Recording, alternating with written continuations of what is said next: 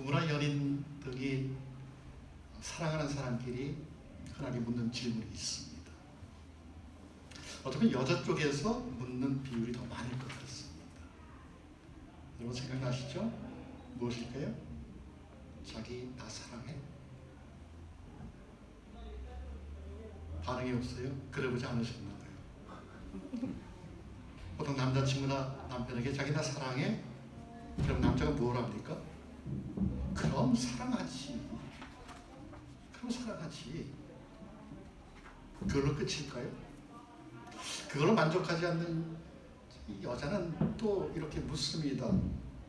얼마나 사랑하는데? 얼마나 사랑해 너? 남자가 얘기합니다. 하늘만큼 땅만큼. 하늘만큼 땅만큼.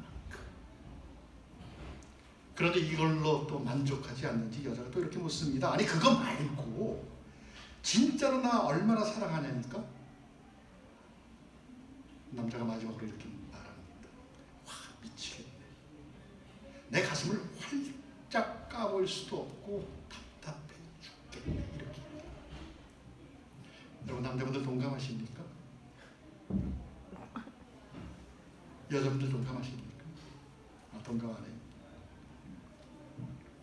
우리는 하나님의 사랑이시라고 고백을 합니다. God is love. 하나님은 우리를 얼마나 사랑하실까요?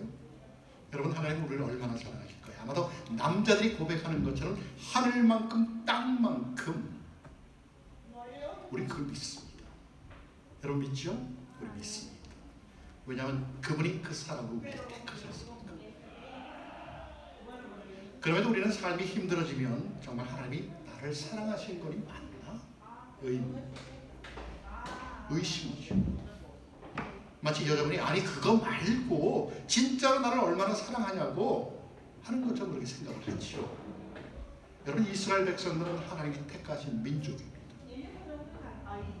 선민이죠. 그래서 그들에 대한 하나님의 사랑은 절대로 변할 수가 없습니다. 오늘 본문 2절에도 보니까 하나님께서 이렇게 말씀하시죠. 내가 너희를 사랑하노라. 난 너 사랑해. 난 너희를 사랑한다고. 그런데 이스라엘 백성들은 무엇이라고 반문을 합니까? 주께서 어떻게 우리를 사랑하셨나이까? 빈정입니다. 아니 그거 말고 하나님 진짜로 나를 사랑하냐고요. 우리를 사랑하신다는 증거가 있습니까? 하나님 그거 말고 증거 보여주세요. 이렇게 이야기합니다. 여러분 이스라엘 백성들은 왜 이런 말을 하는 것일까요? 하나님이 사랑하시는데도 불구하고 왜 이런 말을 할까요? 그것은 그 시대의 상황을 보면 우리가 알 수 있습니다. 오늘 우리가 살펴보는 말라기서는 주전 460년경, 기원전 460년경에 기록된 책입니다. 그때 중동 지역을 다스렸던 나라가 마사 페르시아입니다. 페르시아가 패권을 장악했지요. 그리고 그 당시 유다는 페르시아 제국의 식민지로서 아주 가난하고 아주 변방에 속한 그런 소외된 지역이었습니다. 강대국의 식민지죠. 그러다 보니까 어떡합니까? 이방 민족에 늘 위험이 있었습니다. 요즘도 메뚜기 때가 싹 지나가처럼 그 당시에도 메뚜기와 가뭄이 잦아서 애써 지어놓은 농사가 망치기 일쑤입니다. 그러다 보니까 생존을 위해서 하루하루를 피말리는 전쟁을 해야 합니다. 여러분 어떤 마음이었을까요? 모든 것이 암울하고 답답하고 풀리지 않고 그런 상황 속에서 살았던 사람들이 이스라엘 백성입니다. 그러니 그들 마음속에는 하나님께서 자신들을 사랑하지 않는다고 생각하는 것 어쩌면 맞을지도 모르겠습니다. 현실을 보면 도무지 하나님께서 자기를 사랑하신다는 증거가 없다는 것이죠. 여러분 인간적으로 보면 그렇지 않습니까? 세상적으로 보면 그렇지 않습니까? 하나님이 나를 사랑한다면 내가 온전히 세상 가운데 우뚝 서서 하나님의 백성답게 떵떵거리고 살아야 되는데 그런 증거가 보이지 않습니다. 그러니 하나님이 나를 사랑하시는 건가 의문스럽죠. 여러분 어떻습니까? 혹시 여러분은 이스라엘 백성들과 같은 경험을 해본 적이 있습니까? 살아가는 현실이 너무나 고되고 힘들어서 하나님 저 사랑하는 건 맞아요. 저 예수를 믿는 사람인데 그것도 어렸을 때부터 하나님 저 사랑하는 거 맞아요? 앞길이 풀리지 않고 상황이 막막하고 숨 막힐 정도 답답할 때 하나님은 정말 저 사랑하는 거 맞나요? 라고 하소연해 본 적 없습니다. 저는 있습니다. 정말 나름대로 열심히 살았고요. 기도도 열심히 했고요. 하나님 믿는다고 생각했는데 전혀 다른 결과가, 나와는 전혀 다른 결과가, 내 생각과는 전혀 다른 결과가 내 삶 앞에 펼쳐졌을 때 이런 생각을 할 수 있다라는 것입니다. 하나님이 사랑하지 않는가? 그런데 여러분 정말 이 말이 맞는 말인가요? 내가 힘들 때는 하나님이 나를 사랑하지 않는 건가요? 나의 고통스럽고 답답한 현실이 하나님이 나를 사랑하지 않는 증거가 될까요? 여러분 잠시 크게 숨을 쉬고 찬찬히 생각해 보면 그렇게 단정 지을 수 없음을 우리는 깨닫게 됩니다. 그런 등식으로 본다면 예수 믿다가 실패하고 불의의 사고 당하는 그런 사람들, 불치병에 걸려 투병하다가 세상을 떠나고 고난당하는 사람들을 모두 다 하나님이 사랑하지 않는 사람이 되고 말기 때문에 그렇습니다. 그런 등식으로 본다면 우리가 잘 아는 사도 바울, 정말 하나님의 사랑을 받지 못하는 사람입니다. 아니 아예 하나님께 버림을 받은 사람, 이렇게 생각할 수 있습니다. 왜 그랬을까요? 여러분 사도 바울은 자기가 가진 거 다 버렸습니다. 치, 경력, 배경 다 버렸어요. 하나님께서 버리게 하셨지요. 포기하게 하셨지요. 그리고 감옥에 갇히고 매 맞고 고생 다 했어요. 게다가 몸에는 뭐가 있다고요? 가시가 있었어요. 질병이죠. 육체가. 그리고 나중엔 로마에 가서 순교했습니다. 말이 순교지 정말 처참하고 고통스럽게 생을 마감한 사람이 사도 바울입니다. 사도 바울만 그런가요? 다윗도 마찬가지입니다. 이스라엘 왕이 오를 것을 하고 약속을 받았는데 왕이 오르기는 그냥 사울을 피해서 도망다녔습니다. 정말 거처도 없이 동굴에서 피난민처럼 사람들에게 존경받기는커녕 조롱당하고 웃음거리가 되었죠. 나중에 왕이 되기는 했지만 이 당시의 상황을 보면 하나님은 다윗을 사랑하지 않는 사람이 되어버립니다. 그런데 여러분 정말 하나님께서 다윗을 사랑하지 않았습니까? 하나님께서 사도 바울을 사랑하지 않았습니까? 이들은 하나님의 사랑을 받지 못하고 버림받았습니까? 아니지요. 결코 아니지요. 다윗이나 사도 바울만큼 하나님의 사랑을 받은 사람이 드뭅니다. 무엇을 말합니까? 하나님의 사랑 여부를 나의 상황과 연관시켜서는 안 된다는 이야기입니다. 나의 상황이 평탄하고 풍요롭고 잘 풀리면 곧 축복이고, 반대로 나의 상황이 고통스럽고 힘들고 답답하면 하나님이 정말 나를 사랑하시나 하면서 신앙적인 회의를 갖는 것, 이런 이분법적인 사고, 인과응보적인 사고는 예수를 믿는 우리에게 있어서 가장 치명적인 약점입니다. 독이지요. 왜냐하면 그런 심플한 세상적인 공식만 갖고는 우리가 하나님을 이해할 수가 없기 때문에 그렇습니다. 여러분 하나님이 얼마나 전지하신 분입니까? 얼마나 전능하신 분이십니까? 얼마나 오묘하신 분입니까? 여러분 제가 만약 이 나이에 병이 걸려서 죽거나 사고로 죽는다면 여러분 어떻게 생각하시겠어요? 그래도 목사인데, 아니 목사님 죄가 많은가 봐, 하나님이 사랑하지 않는가 봐, 하나님이 쓰시지 않는 종인가 봐, 하나님이 사랑하신다면 어떻게 저렇게 죽을 수가 있어? 덕이 안 돼, 이렇게 생각하실 겁니까? 물론 건강하게 사는 것 좋지요, 오랫동안. 하지만 오래 사는 것만이 복일까요? 우리가 오래 산다고 그게 복일까요? 하나님 보실 때는 30, 40을 사나 7, 80을 사나 한치도 안 되는 짧은 순간입니다. 오래 살면 정말 맡겨주신 일 하다가 오라는 사이인 줄 알고 나이 들어서도 신앙생활 잘하고 맡겨준 일에 충성하면 되는 것이지요. 좀 일찍 부르시면 내가 맡겨준 일 다 했으니까 그래, 나 너 보고 싶어. 빨리 와서 나랑 함께 살자. 내가 처소를 예비해뒀지 않니? 와. 여러분, 죽음은 누구도 예외 없이 찾아옵니다. 숨입니다. 우리는 하나님의 사랑을 너무 쉽게 평가하는 경향이 있습니다.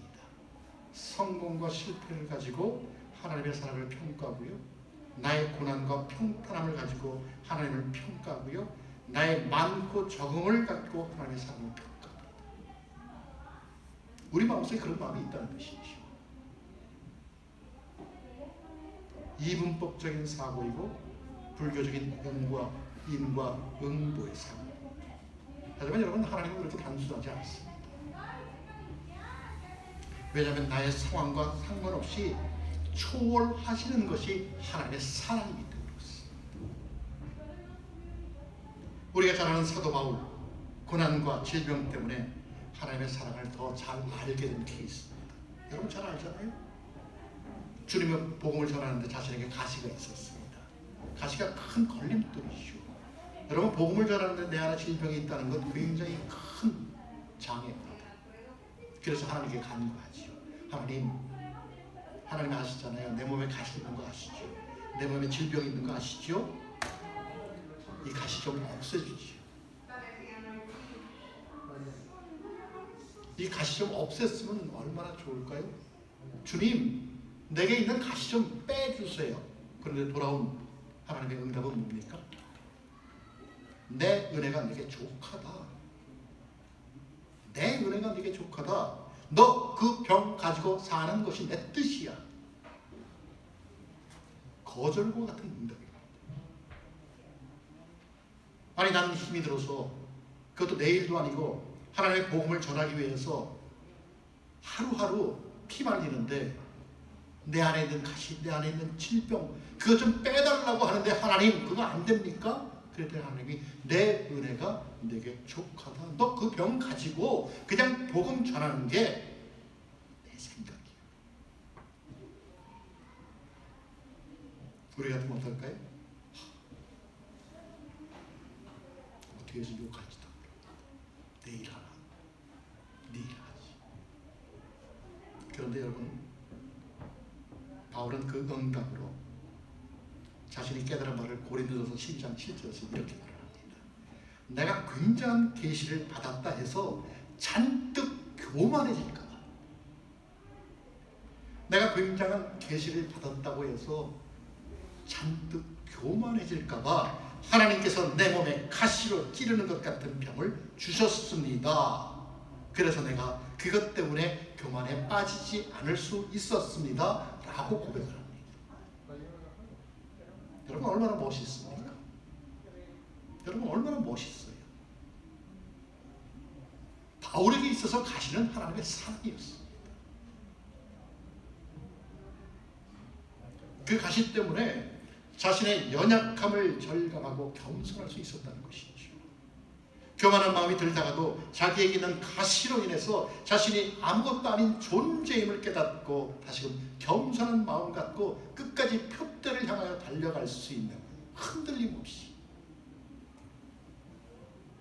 정말 표면적으로 드러난 것은 가시이지만 그 가시를 통하여 하나님의 섭리하신, 하나님의 주권적 사랑과 은혜를 받은 사람이 바로 바울 사도라는 것입니다. 그래서 그 가시 때문에 나는 교만해지지 않을 수 있다는 것이죠. 그 가시 속에서 하나님의 사랑을 보았다는 것입니다. 여러분, 굉장한 믿음 아닙니까? 내 삶은 죽을 지경인데 그 죽을 지경과 같은 상황과 환경 속에서 하나님을 발견하는 것, 여러분 부럽지 않습니까? 도전되지 않습니까? 여러분, 욥 아시잖아요. 욥, 하나님을 경외하며 악에서 떠났던 사람. 그 사람이 어떻게 됩니까? 가족이 붕괴되는 고통을 겪었고요. 가진 재물이 다 없어지는 고통을 겪었고요. 그리고 자신의 몸을 기하적으로 빡빡 긁을 수밖에 없는 고통 가운데 처했던 사람이지만 나중에 어떻게 고백을 합니까? 그 고통 전에는 하나님을 귀로만 들었었는데 그 고통을 알고 나서는 눈으로 하나님을 봅니다 라고 고백을 합니다.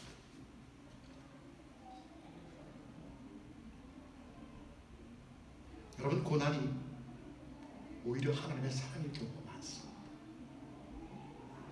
고난 그 자체는 여러 가지 이유로 내게 올 수 있습니다. 여러 가지 이유로 올 수 있죠.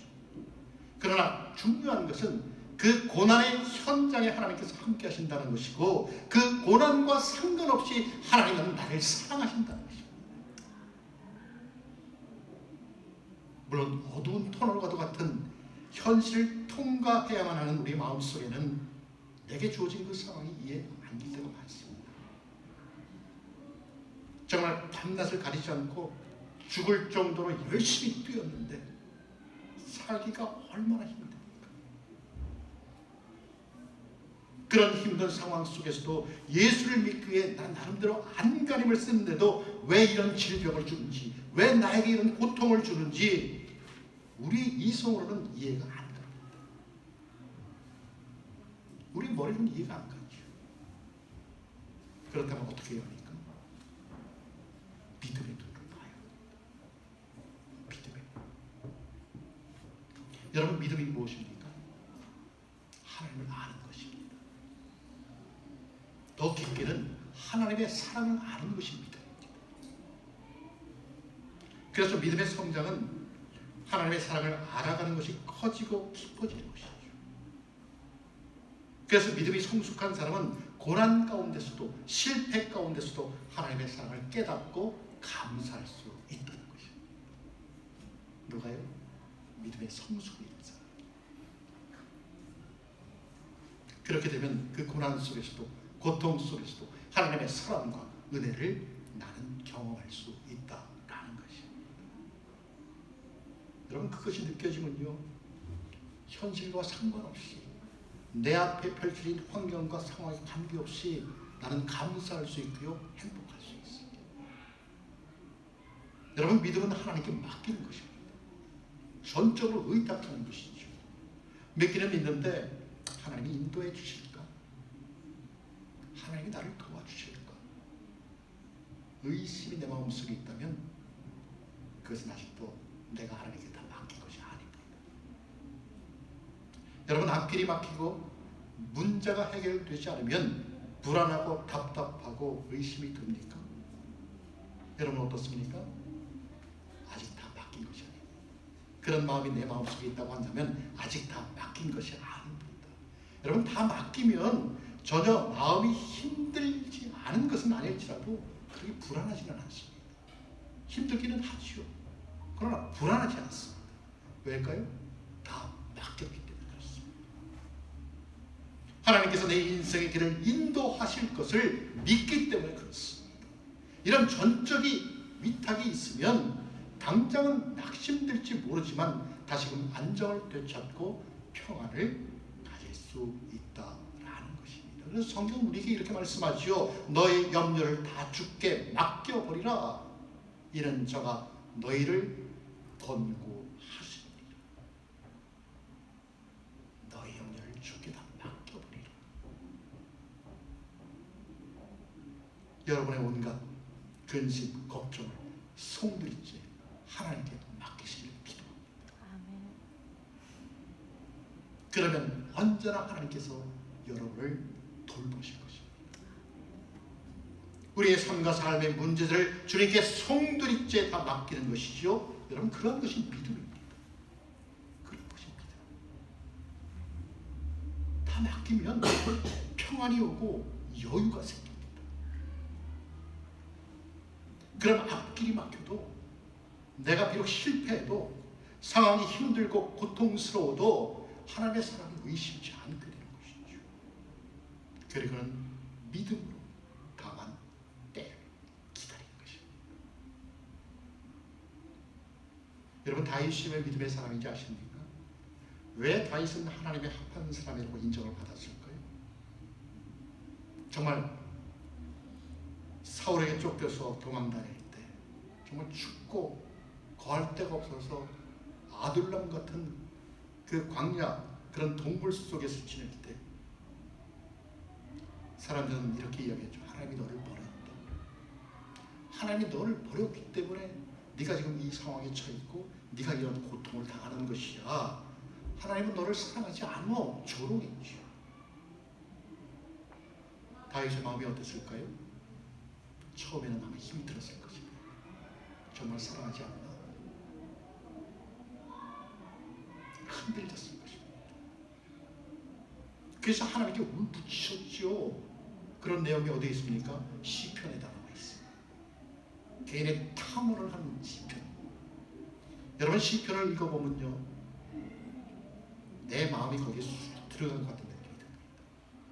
다윗의 고백이 나의 고백이 되고요, 다윗의 형편이 나의 형편이 되어서 나도 모르게 그 속으로 막 뛰어들어갑니다. 주님 어느 때까지입니까? 주님 언제까지입니까? 언제까지 나를 이토록 내버려 두시겠습니까? 그러나 다윗은 그런 가운데 하나님의 사랑과 선하심과 인자하심을 믿게 되었습니다. 그리고 자신의 모든 것을 다 맡겼죠. 정말 내가 사막의 음침한 골짜기를 다닐지라도 그것에서 나를 인도하실 분은 오직 주님이시라는 것을 믿어 의심치 않았습니다. 그래서 여러분, 다윗은 그런 믿음이 있었기 때문에 하나님의 마음에 합한 사람이라고 인정을 받을 수 있었던 것입니다. 여러분, 우리가 세상에 살면서 살다 보면 일이 잘 안 풀릴 때 있습니다.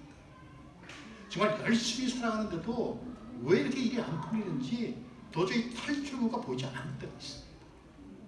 정말 재정의 문제, 가정의 문제, 자녀의 문제, 부관의 문제, 관계의 문제, 건강의 문제로 인해 힘들어할 수 있다라는 것이죠. 여러분, 그래서 하나님께서 그 길을 열어주시기를 기도합니다. 여러분에게 그런 문제가 있으면 하나님께서 그 길을 열어주시기를 기도합니다. 그 문제들을 해결해 주시길 기도합니다.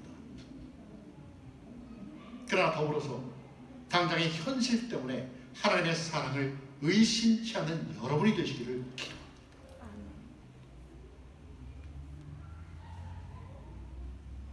그리고 그분의 함께 하심과 섭리하심을 통하여 내 인생을 멀리 볼 수 있는 여러분이 되시기를 기도합니다. 여러분, 우리는 우리 인생을 볼 때 좀 단편적으로 보는 경향이 있습니다. 부분적이죠. 자꾸 눈앞에 있는 것에 집중하는 경향이 있습니다. 그래서 금방 화를 잘 냅니다. 그래서 사는 것이 늘 힘들다고 얘기합니다. 예전에도 힘들었는데 지금도 힘들어요. 힘들지 않은 때가 있어요.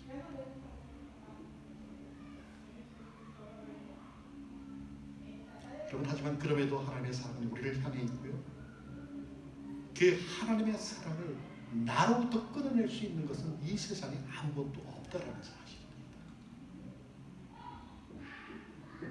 여러분, 그분의 사랑을 누가 끊어낼 수 있습니까? 그분의 사랑으로 나를 택하여서 예수 믿게 하셨는데 누가 우리를, 나를 그분의 사랑에서 끊어낼 수 있을까요? 없습니다. 누구도 끊어내지 못합니다.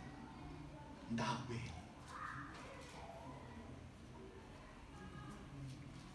여러분, 아무리 코로나19가 블랙홀처럼 이 세상의 모든 것을 빨아들여서 팬데믹, 세계 대유행 전염병이라고 선포를 해도 우리를, 나를 하나님의 사랑으로부터 끊어낼 수 없다는 것입니다. 그래서 여러분, 지금 상황에 너무 위축될 필요 없습니다. 비록 전염병이 세계적으로 대유행을 해도 위축될 필요가 없다는 것이죠. 왜요? 전문가들이 요구하는 지시사항들을 준수하면 되고요, 예수 믿는 사람답게 믿음을 발휘해서 기도하면 됩니다. 어렵지 않아요. 사재기 할 필요도 없고요. 그리고 기도하는 나를 통하여서 그리스도의 평강이 나타나고 그것이 전해지면 됩니다. 그러기 위해서는 소망의 말을 해야 되고요. 소망을 허락하시는 하나님을 바라보아야 되고요. 믿음으로 기도하는 그분께 순종하는 삶의 모습으로 우리는 살아가면 됩니다. 여러분, 순종은 우리의 마음을 하나님께 향하도록 만듭니다. 당연하죠. 말씀에 순종합니다. 우리가 순종할 때 우리는 그 순종을 통해서 하나님의 뜻을 깨닫고 순종을 통해 하나님을 더욱더 신뢰하게 되고 순종을 통해 우리의 영혼과 삶이 하나님께서 원하시는 수준에 도달하게 됩니다. 순종이 없으면 그렇게 할 수 없습니다. 그것이 바로 형통한 삶의 모습입니다. 함께 하시는 것이죠. 우리가 순종하면 하나님과 함께 하시지 않습니까? 형통한 삶의 모습입니다. 그래서 여러분, 하나님의 형통은 무조건 잘 되는 것만이 형통이 아닙니다. 물론 앞길이 막힐 때, 사방이 막힐 때 하나님께서 열어주시는 길이 있는데 그 길이 바로 형통입니다. 형통이죠. 하지만 내 앞길을 막으시는 것도 형통일 때가 있습니다. 내가 잘못된 길을 가고 있습니다. 내가 죄악의 길을 가고 있습니다. 내가 가서는 안 될 길로 가고 있습니다. 내가 가는 그 길이 하나님의 뜻과 맞지 않습니다. 내가 그것을 받을 만한 준비가 되지 않을 수도 있습니다. 그럴 때는 하나님께서 내 길을 막아주셔야 합니다. 그래서 내가 그 길에서 돌이키도록 해줘야 합니다.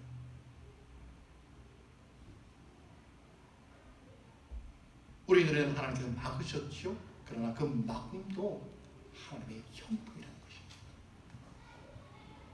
그러나 그때도 하나님은 나와 함께 하시기 때문에 여러분, 현실적으로 보면 난감하고 의심스럽고 구렁텅이에 들어와 있는 것 같고 풀리는 것은 하나도 없는 것 같고, 그래서 하나님 정말 저를 사랑하시나요? 저를 사랑하는 건 맞아요? 라고 이렇게 우리가 의심을 가질 때도 하나님은 우리와 함께 하셨고 하나님은 우리를 인도하셨고 오늘 본문처럼 야곱을 사랑했던 그 사랑을 지금 이 순간에도 우리에게 동일하게 적용하고 계시는 거예요.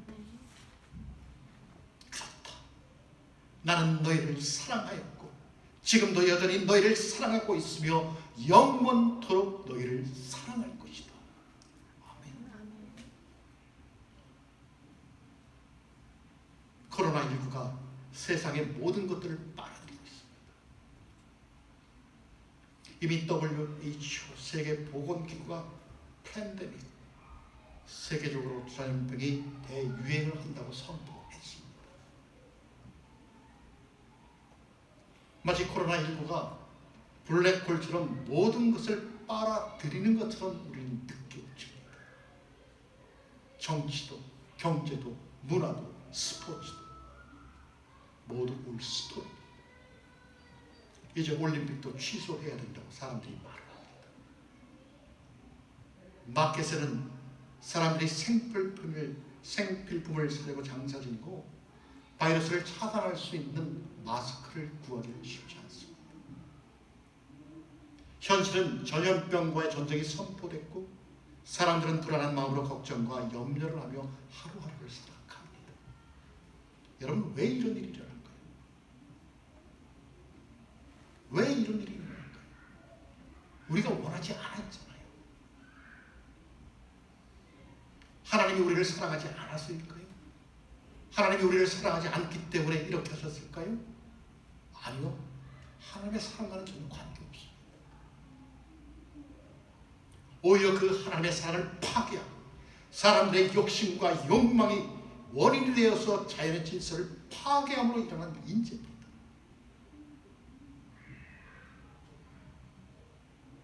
그럼에도 하나님의 사랑은 우리를 향하고 있는 것이죠. 변하지 않습니다. 하나님의 사랑은 절대로 변하지 않습니다. 변하는 것은 바로 우리입니다. 나지. 하나님에 대한 우리의 마음이 변했고 하나님에 대한 우리의 사랑이 변했습니다. 그래서 여러분, 우리가 예수를 믿어도 하나님 관계에서 사랑이 식으면 신앙의 자리에는 의무만 남습니다. 의무. 여러분, 의무만 남으면 어떻게 됩니까? 부담되죠. 그러면서 나도 모르게 수동적이 되고 열정을 가져야 되는데 수동적이 되죠. 그럼 어떻게 됩니까? 척합니다. 척. 교회 가는 척, 예배하는 척, 기도하는 척, 찬송하는 척. 신앙생활이 형식이 되고 여러분, 오늘날 그리스도인들의 모습이 어떻습니까? 아니, 예수를 믿는 나의 모습은 어떻습니까? 현실적으로 삶이 힘들으니까 영적으로 메마르고 의무가 사랑을 대체하고 하나님을 내 중심에서 가장자리 하찮은 곳으로 밀어내버린 우리의 모습은 아닐까요? 그런 생각이 듭니다. 그런 우리를 향한 하나님의 메시지가 바로 오늘 우리가 살펴보는 말라기입니다.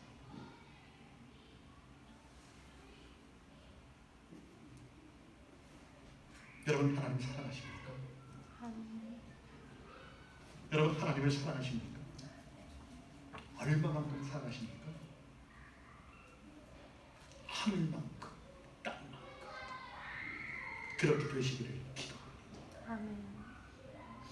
그분의 말씀을 의지하며 그렇게 살아가겠노라고 약속할 수 있는 여러분이 되시기를 기도합니다. 내 눈앞에 펼쳐진 전염병과의 전쟁 선포에도 많은 사람들이 생불빛을 사재기 하는 상황 가운데서도 모든 시스템이 마비되고 앞날을 예측할 수 없는 현실을 보면서 하나님의 사랑을 의심하고 낙심하는 사람이 아니라 그분은 여전히 나를 사랑하시고 영원히 사랑하신다는 하나님의 말씀을 굳게 믿고 평안히 앞으로 전진할 수 있는 여러분이 되시기를 기도합니다. 그리고 마침내는 하늘에 계신 아버지의 뜻이 여러분의 삶 가운데 이루어지게 되기를 예수 그리스도의 이름으로 축원합니다. 아멘.